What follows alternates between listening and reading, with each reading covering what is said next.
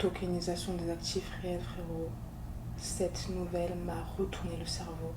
T'es pas prêt, t'es pas prêt, t'es pas prêt. On va également voir ensemble deux graphiques reliés au Bitcoin très surprenants qui nous viennent d'un rapport semestriel réalisé par Binance. On va revenir sur le projet très controversé Arkham. Ils ont récemment partagé un bon plan pour se faire un petit débit, t'inquiète pas, c'est 100% légal. On va parler du fameux projet sulfureux et qualifié de dystopique WorldCoin. On va voir si c'est un projet bullish ou bearish, on va voir s'il y a des red flags ou pas. Je pense que tu sais quelle sera mon opinion. Et on va revenir sur un rapport qui concerne les projets qui ont levé des fonds en 2001. Grâce à ce rapport, on va développer une méthode pour nous permettre de trouver les projets qui ont le plus gros potentiel de réussite pour le prochain bull run. Les news sont très intenses, très surprenantes. Si ce n'est pas encore fait, frérot, je t'invite à t'abonner à la newsletter quotidienne parce que chaque jour, je te partage un condensé de l'actu crypto avec quelques bons plans pour se positionner sur des bracos très juteux et recevoir des cadeaux comme des NFT gratuits. J'ai également besoin de ton aide parce que là, je suis en train de charbonner sur la première masterclass crypto. Donc le but, ce sera de passer de 0 à 1. On va revenir ensemble sur les bases, les différents portefeuilles pour stocker ces cryptos, comment obtenir ces premières cryptos, que ce soit de manière gratuite ou que ce soit en les achetant sur différentes plateformes. On va voir comment les utiliser dans la vie réelle, les faire travailler pour qu'elles puissent faire des bébés et aller plus loin avec des stratégies, mindset et une méthodologie pour durer des projets. Donc si tu as des sujets que tu souhaites que j'inclue au plan, partage-les-moi en commentaire, comme ça on fait le programme ensemble. La masterclass sera sur YouTube en live, après le replay sera disponible dans le Club Alpha. Maintenant, avant de commencer, tu connais la maison maintenant, on va tirer au sort ensemble les deux grands gagnants du NFT de la collection 1000 Merci que j'ai créé pour remercier toutes les personnes qui donnent de la force en partageant des commentaires sous les vidéos, ça fait plaisir, surtout en bear market où on n'est pas beaucoup. Donc premier grand gagnant, félicitations à toi et merci beaucoup pour la force. Deuxième grand gagnant, félicitations à toi et merci beaucoup pour la force. Donc vous pouvez me contacter par mail avec une adresse ERC20 pour que je vous envoie le NFT. Maintenant tu connais. Si tu connais pas, chaque semaine, on revient ensemble sur l'actualité la plus croustillante autour des crypto-monnaies. Si ce sont des sujets qui éveillent ta curiosité et ou te passionnent de manière incommensurable, tu sais ce qu'il te reste à faire. Maintenant, mets-toi en mode Zeppo, boisson sur le tech, et c'est parti frérot, on commence.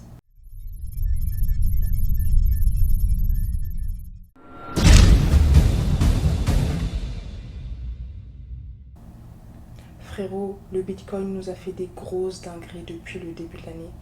Est-ce le meilleur actif financier? Je ne sais pas. En tout cas, Binance a récemment publié son rapport semestriel sur l'état des cryptos et je voulais te partager deux graphiques assez intéressants reliés au Bitcoin. Le premier, c'est qu'on peut voir que la corrélation entre le S&P 500 et le Bitcoin est à son plus bas depuis 3 ans. Mais l'autre graphique encore plus surprenant, c'est que quand on compare les performances du Bitcoin avec celles reliées à d'autres investissements de la finance traditionnelle comme Apple, Amazon, Bitcoin arrive en première position. Donc c'est très intéressant. Je pense aussi que le gros influx Larry Fink y est pour quelque chose. Tu vois ce que je veux dire? Maintenant, on va passer à la plateforme controversée Arkham. Elle avait récemment introduit une marketplace Docs to Earn qui visait à révéler l'identité reliée à des portefeuilles crypto. Je te partage une étude de cas extrêmement concrète. Imaginons que demain tu te fasses hacker. La seule chose que tu possèdes du hacker, c'est son adresse crypto. Ce que tu pourrais faire, c'est partager une demande sur la marketplace d'Arkham en leur disant « Hé les refs, là, on m'a volé des sous, je suis énervé, je vais offrir tant à celui qui réussira à trouver l'identité de mon hacker, voilà son adresse. » De l'autre côté, les détectives crypto vont faire leur enquête et dès que quelqu'un aura réussi à doxer le portefeuille de ton hacker, tu lui passeras de l'argent et puis après tu feras tes bails. C'est le principe de la marketplace. Et dans ce cadre-là, Arkham a récemment approuvé sa première mission à 5 000 $ qui consistait à révéler l'identité d'un portefeuille relié à Do Kwon qui est le fondateur de Terra Luna. Et les refs continuent à charbonner, hein. Leur bad buzz est bien derrière eux. Et là, ils ont une grosse mission. Si t'es intéressé, ils sont prêts à offrir 100 000 ARKM à la personne qui va réussir à résoudre le plus gros mystère de la crypto, c'est-à-dire trouver l'identité du hacker d'FTX. Donc si t'es chaud frérot, vas-y. Et peut-être que là tu te demandes, mais attends, ça vaut le coup ou pas 100 000 ARKM, ça représente quoi? Alors on va essayer de se rendre sur le cours de l'ARKM pour voir si c'est une opportunité. Alors actuellement, il se trade à 45 centimes. Bon, on leur dit en russe, mais déjà tu vois que le ARK a une capitalisation, une market cap de 69 millions et une FDV de 460 millions. C'est quand même beaucoup, hein. Et depuis leur lancement, bon, ils ont baissé, le cours de l'ARK a baissé, c'est normal. Mais là, ils sont à 0,45. Donc tu fais ça fois 100 000. Fais tes calculs, à toi de voir si ça vaut le coup ou pas. Et si ça vaut le coup, frérot, bah, positionne-toi, hein, fais tes recherches. Maintenant, on va parler de la tokenisation et d'Avalanche. Une blockchain que je ne mentionne pas souvent dans la vidéo parce que j'avoue, elle ne m'intéresse pas trop. Mais là, frérot, la dinguerie qu'ils nous ont sorti, ils ont annoncé rentrer dans les bails de tokenisation. Les refs sont bullish, les refs sont bullish. Donc là, on a appris qu'ils vont investir 50 millions de dollars dans les actifs tokenisés. Et selon eux, la tokenisation est bien partie pour être une des innovations de la blockchain les plus impactantes de la prochaine décennie. Alors ça, c'est extrêmement bullish pour le futur de la tokenisation. Et dans l'article qu'ils ont partagé sur leur blog, ils ont également référencé une étude réalisée par Token Advisor. Et là, frérot, il y a plusieurs informations qui m'ont surprise. La première, c'est qu'il y a 77% des participants des marchés capitaux qui croient que les securities traditionnelles devront être digitalisées dans les 5 à 10 ans et le marché des securities tokenisées pourrait grandir jusqu'à 10 trillions de dollars à la fin de 2030. Il y avait d'autres refs, il me semble que c'était, j'ai oublié le nom, mais il y avait d'autres refs qui avaient estimé le marché de la tokenisation à 16 trillions de dollars. En tout cas, les sommes sont quand même colossales. Et là, on voit que Van Eck a prédit que les institutions vont tokeniser 25 milliards de dollars d'actifs en 2023. Tu vois ce que je veux dire, frérot?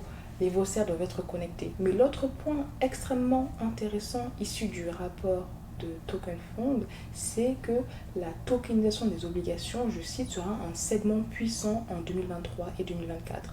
On a vu Goldman Sachs et HSBC se déplacer des solutions tierces pour posséder leur propre plateforme de tokenisation d'obligations. Et ça, c'est quelque chose qui arrive très rarement, à part quand les institutions sentent l'argent. Tu vois ce que je veux dire? Je pense que là, on parle le même langage, frérot. Et là, on parle de Goldman Sachs, HSBC, des gens. Et ce ne sont pas les seuls. Là, on a également appris qu'il y a la Banque centrale d'Italie qui s'intéresse à la tokenisation et qui lance un projet DeFi avec Polygon Labs et Fireblock.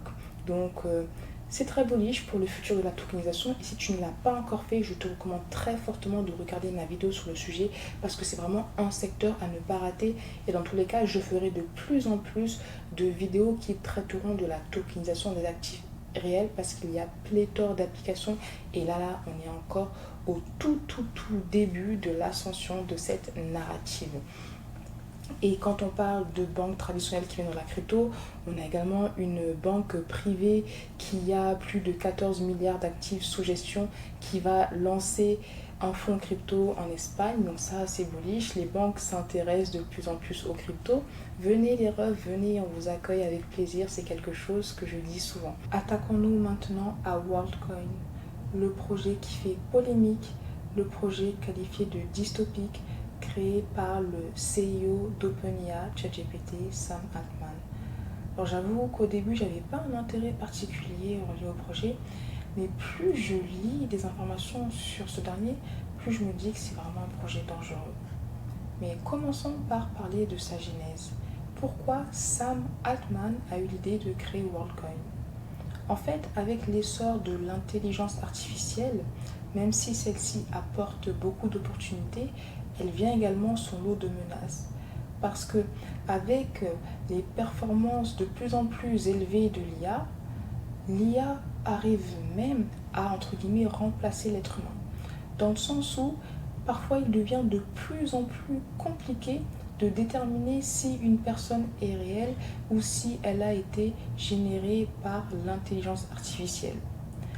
L'autre élément qui peut être dangereux, c'est que comme l'IA a des fonctionnalités de plus en plus robustes, elle en vient même à remplacer des travaux qui étaient auparavant réalisés par des êtres humains. Et pour répondre à ces problématiques, Sam Altman a eu la bonne idée de créer le projet WorldCoin. On en avait déjà parlé dans une vidéo précédente.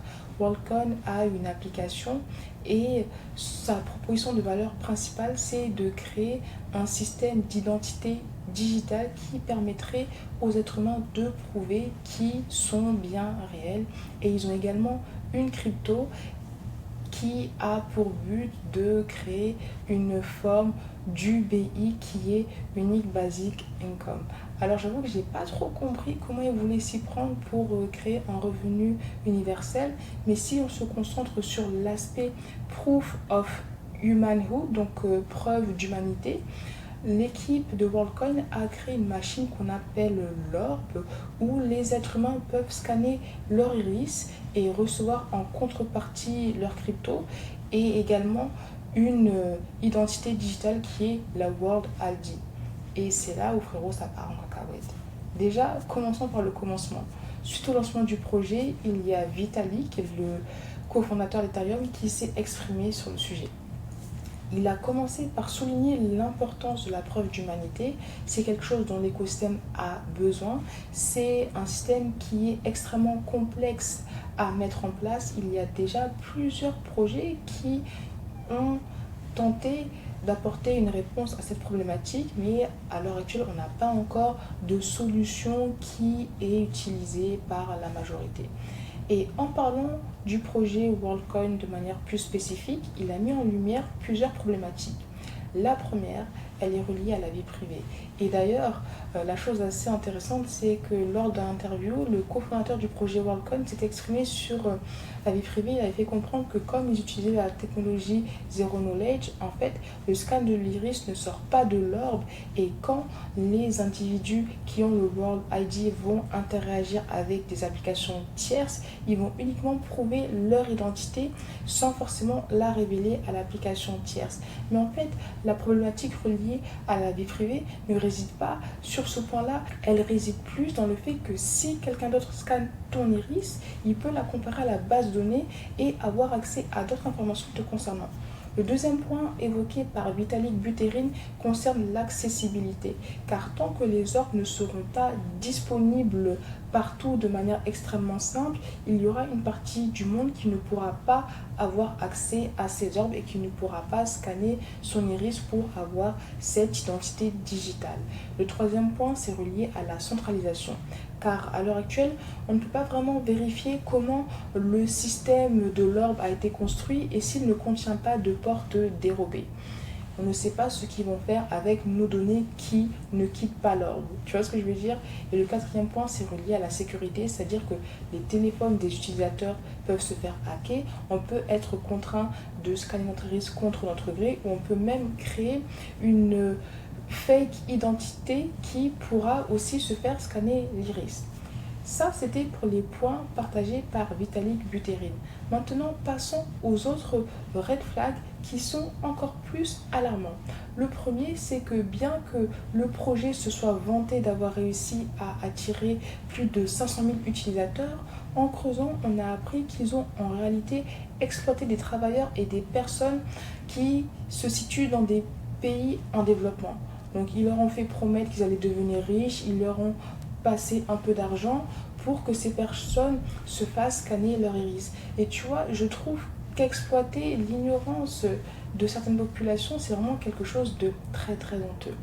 L'autre red flag concerne les tokenomics. Et à ce sujet, Keiko a publié une recherche extrêmement pertinente. Déjà, si on commence avec la quantité maximale, le World a une quantité maximale de 10 milliards de jetons. Et actuellement, là, si on prend les données de CoinGecko, il y a à peu près 117 millions de jetons en circulation. Mais l'élément qui est assez impressionnant, c'est que parmi les à peu près 110 milliards de jetons en circulation, il y a 100 milliards qui ont été prêtés à des market makers. Donc le rôle des market makers, c'est de maintenir la stabilité des prix des marchés et une bonne liquidité. Et quand on creuse, Gecko a comparé la liquidité du World à son lancement à la liquidité d'Aptos et d'Arbitrum. Et on peut remarquer qu'à leur lancement, Aptos et Arbitrum avaient une liquidité beaucoup plus élevée que le WorldCoin. C'est donc assez surprenant de voir à quel point la liquidité du World est très basse. Il est fort possible qu'il y ait une manipulation de la part des market makers de maintenir le cours du World à 2 dollars pour que, marketingment parlant, ce soit beaucoup plus attractif d'offrir 25 World qui valent en tout 50 dollars contre le scan de l'iris. L'autre red flag, c'est qu'on a appris que la location reliée à l'équipe est passée de 20% à 25% et ils ont cité le fait que les frais de développement soient plus élevés que prévu. Mon œil, bien sûr frérot, on y croit. L'autre point, c'est que bien que le WorldCoin se veut être un projet mondial, il n'est pas accessible dans tous les pays. Donc là aussi, c'est quand même assez bizarre. Et puis l'exploitation de l'ignorance est même présente en France. Je ne sais pas si tu as vu un extrait sur BFM TV. Je crois que c'était à Paris. Ils sont allés interviewer des gens qui se sont fait scanner l'iris. Il y a un ref, il a dit « Ah, je pense que ça peut être le prochain Bitcoin. » Non frérot, non frérot. Le World, ça ne peut pas être le prochain Bitcoin. Ça ne pourra jamais l'être en fait. Mais bon. En tout cas, je ne compte pas me faire scanner l'iris. Si je me trompe, partage-moi tes retours en commentaire. Passons maintenant à la partie la plus croustillante. On va étudier ensemble les résultats du rapport de la TIS. Donc les refs ont analysé pour nous 780 projets crypto qui ont en tout levé 2,6 milliards de dollars en 2021. Les résultats sont surprenants. Parmi tous ces projets, on voit qu'il y a 66% qui ont proposé un produit sur le mainnet. Donc le mainnet, c'est le réseau principal. On peut voir qu'il y a 8% qui ont lancé un produit qui est resté en testnet en version bêta, 5% qui sont toujours actifs mais qui n'ont pas encore proposé de produit. Et parmi ceux qui ont proposé un produit, seulement 5% ont trouvé leur PMF. Donc PMF, c'est Product Market Fit, c'est quand tu arrives à trouver un produit qui répond à une vraie audience et c'est quand tu arrives à avoir un produit qui connaît l'adoption recherchée. Parmi tous les projets qui ont levé des fonds, 13% ne sont plus actifs, 1% ont été acquis et 2% ont arrêté ou ont tout simplement quitté la crypto. Maintenant, ce qui va être intéressant, c'est d'analyser les projets par catégorie. Et là, la TIS prend en compte 4 catégories. La CeFi, la DeFi, le Web3 et l'infrastructure. Et une des questions qu'on peut se poser, là on voit qu'il y a 5% qui ont trouvé un PMF. Mais on peut se demander quel est le secteur qui a le taux le plus élevé de PMF. Donc si on prend la CeFi, on voit que les projets ont trouvé un PMF à 5%. Sur la DeFi, on voit qu'il y a 3% de projets qui ont trouvé un PMF. L'infra, 11% de projets qui ont un PMF. Et le Web3, 4%. Donc là, on peut remarquer que c'est l'infra qui gagne. Donc là, on peut se dire, ok. Donc je vois que les projets infra sont les projets qui ont la plus forte réussite en termes de PMF trouvés. Et l'autre question qu'on peut se demander, mais quels sont les projets qui ont arrêté leur activité en fait, tu vois, quels sont les projets dont il faudrait se méfier. Donc quand on regarde la CeFi, on voit qu'ils ont 8% de non-activité, la DeFi 17%, 17%, l'infra 8% et le Web3 13%. Donc c'est la DeFi qui gagne. Ça veut dire que parmi tous les projets DeFi qui lèvent des fonds, la plupart ils sont en mode t'inquiète, vous allez pouvoir générer des rendements à 3 chiffres, mais finalement 17% sont plus actifs. Donc qu'est-ce que j'en déduis? J'en déduis qu'il y a beaucoup de projets DeFi qui viennent avec un discours rempli de bullshit pseudo-profond, qui lèvent des fonds pour finalement se mettre plein les poches et après cesser leur activité. C'est ma vision des choses, mais n'hésite pas à me partager la tienne. Là, quand on regarde aussi les fonds levés par secteur, on voit que c'est le Web3 qui a le plus levé. Ils ont levé 977 millions, suivi de la DeFi, de l'infra et de la CeFi. Donc la DeFi qui lève beaucoup, mais qui a beaucoup de projets qui cessent leur activité. Tu vois ce que je veux dire? Là, il faut essayer de faire des connexions pour essayer de voir quels sont les projets qu'on veut privilégier à l'avenir ou pas. Et donc là, on avait déjà vu le Project Market Fit, on a vu que c'est la catégorie infra qui a le pourcentage le plus élevé de PMF. Mais la note qui est assez intéressante, c'est que même si le gaming a vu 70% des équipes qui ont lancé un token, il y a très peu de jeux reliés au gaming qui ont trouvé un PMF. Donc même si le gaming c'est un secteur porteur, on voit que les refs sont en train de galérer et qu'ils n'ont pas encore réussi à trouver la meilleure formule pour attirer des utilisateurs vers leurs jeux vidéo.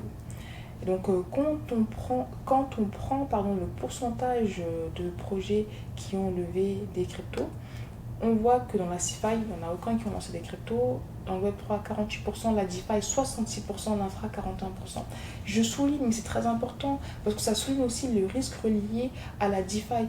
Et tu sais, généralement, dans la vie réelle, on dit que les voyous, ce ne sont pas ceux qui braquent des banques, mais ceux qui sont en costard. Dans la crypto, c'est pareil. Les voyous, ce n'est pas ceux qui font des rug pulls ou autre. Ce sont ceux qui sont là, qui lèvent des fonds. Regarde, ils sont 66% à avoir lancé une crypto. Mais la DeFi, c'est aussi le secteur qui a le taux le plus élevé de projets qui s'arrêtent. Tu vois ce que je veux dire?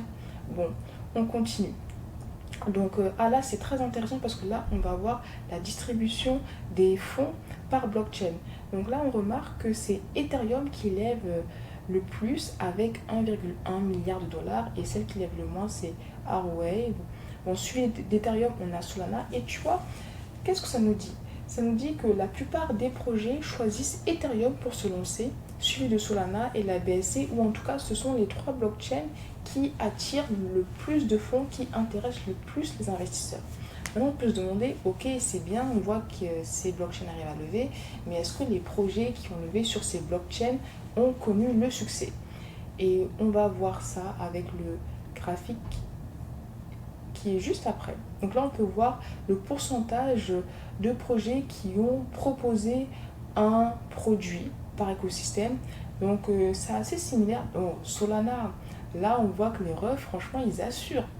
Parmi les projets qui ont levé sur Solana, 75% ont lancé un produit contre seulement entre guillemets 67% sur Ethereum. Et tu vois, même si je ne suis pas sur Solana, j'ai toujours été vraiment admiratif devant leur résilience et persévérance. Et là, on peut voir que les refs lèvent et les refs délivrent aussi. Ethereum aussi délivre, mais ils ont quand même moins délivré que Solana en termes de pourcentage. Après, il y a la BSC qui délivre aussi, Polkadot. Généralement, ils sont tous en train de délivrer, donc c'est assez positif. Maintenant, on peut se demander quels sont les blockchains qui ont des projets avec le pourcentage le plus élevé de PMF trouvés. Et quand on regarde le graphique, on peut voir que les projets qui ont le pourcentage le plus élevé de PMF trouvés sont les projets qui ont décidé d'avoir une approche multi-chain. Les projets multi-chain ont trouvé un PMF à 27% contre 5% pour les projets sur Ethereum, 3% sur Solana et 2% sur la BSC. Et tu vois, quand tu vois ça, tu peux dire, ok, donc ça veut dire que quand je dure des projets, s'ils ont une approche multi-chain, ils ont peut-être plus de chances de réussir que s'ils décident de se concentrer sur une seule blockchain en particulier. Maintenant, on peut se demander, ok, c'est bien, et l'inverse, quelles sont les blockchains qui n'ont pas réussi à délivrer ou qui ont connu des échecs? Et là, si on regarde ce graphique, donc ça là c'est les échecs, on peut voir que la BSC avec 58 projets lancés, elle a le taux d'échec le plus élevé. Quand je vois ça, je me dis wow, là si je vois un projet qui se développe uniquement sur la BSC, red flag direct.